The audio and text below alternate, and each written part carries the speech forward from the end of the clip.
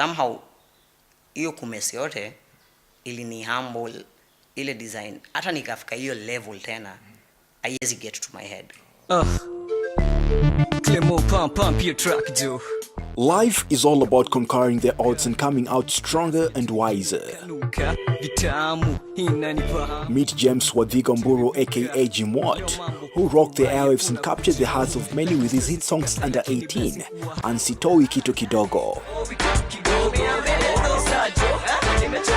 Many upcoming artists looked up to him as a role model in the industry, but a few years down the line, Jimwat is a sad life story. So addiction yangu ilianza probably in a lifestyle. Nilianza music nikiwa bado high school. His passion and love for music started back when he was in class 7, where he would perform for his schoolmates. He was later on signed by Caliph Records and money started trickling in. Unajua tu wasewa young kulingana na lifestyle na peer pressure. Atupige kamoja hivi. 2 bottles, 3 bottles, yes, like today 3 bottles will reach a place where now I cannot even remember anything and I'm feeling good and I'm happy. Tomorrow or maybe a month later 3 bottles won't be enough, so they'll go ahead and probably add a 4th one or a 5th one until it reaches a place where the brain now the alcohol saturation levels are pretty high. Like many other people, what started as a hobby led him down a regrettable path. Nani digi kukunywa kiasi ndio nipande stage. So unaona hadi ikafika point nimelewa sana, siwezi hata perform vizuri. Jimwat's life became dependent on alcohol. As a high-functioning alcoholic, nothing could be done without alcohol in his system, not even what he loved doing best. Kama mimi reason nilifika alcohol inani mess because kila mtu ni different. Kuna watu wagani functioning alcoholic, anaweza party the whole weekend na atahack job. So me ilikuwa inaniwakia vibaya juu nilikuwa non-functional alcoholic. Sasa ilifika pahali siwezi hata fanya job. After going off the musical grid, the father of one was reportedly doing hard drugs and not paying attention to his career, which led to his parents sending him abroad for counseling and rehabilitation.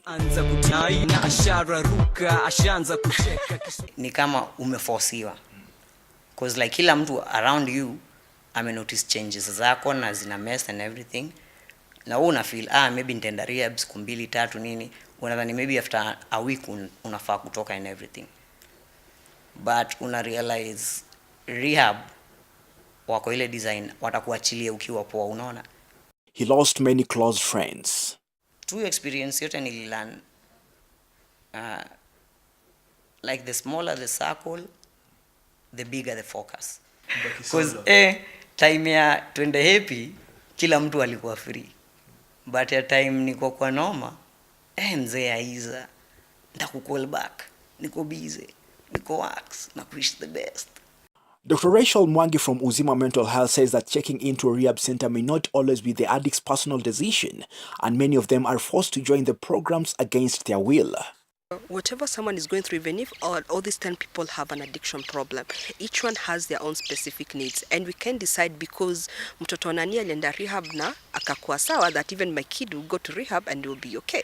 They need to be assessed to actually find out what exactly are the triggers for these. Drug treatment rehab mostly lasts 90 days depending on the substance an individual is abusing. Rachel says drug and substance abuse is a big problem that requires government intervention. Blanda ya kwanza inaanza na society. Ni poa vile gava walichange ile rule kwenda na minors kwa club na nini, ile ilikuwa kama fun time ilichangiwa. So mi niligrow ile era like weekend Sunday mungefurahia mkienda nyamchom ka family hivi makuzo. So nyinyi mnajua wazai huku kunywa. So unajua amuoni ubaya yake, inakagani kama fun thing.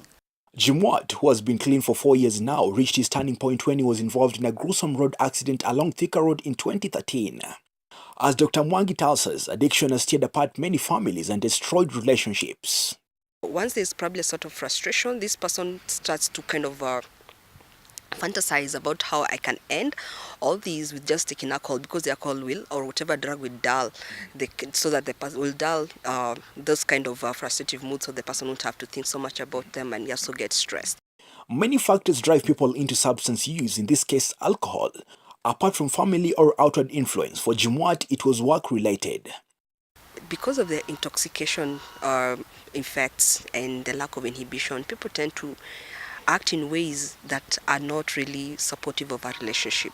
They may end up probably having arguments and saying some very mean and bad things. They may end up beating each other up, and probably this may lead to incarceration, or probably the relationship may break up. They may end up probably sleeping around, not using a condom, getting HIV and infecting their partner. Stigma towards people suffering from drug use and abuse makes it even more difficult for people to accept addiction and manage it.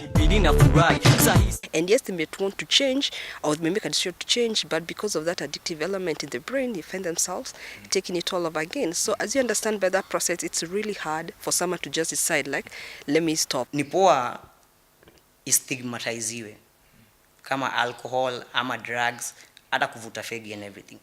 Isikae ni kama a cool thing. Because just because wewe unaidu haimaanishi mse mwingine ataidu na itamwakia hivyo.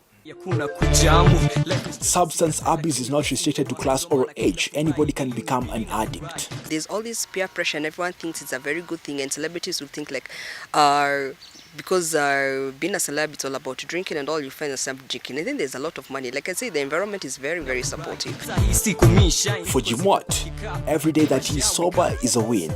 Kuna wase wengi wa young wanablessiwa, amechopa, amepata job akiwa young. Like kumbuka zile virtues umegrow nazo. Like vitu zile important ni vitu simple sana. Discipline, focus, put God first, na kusikiza wazae wako. Statistics in the country show that out of every 100 alcoholics, only 10 are ready to seek help. Yet, many still suffer in silence because of the stigma associated with alcoholism. Ouma, Onyango, KUTV, Nairobi.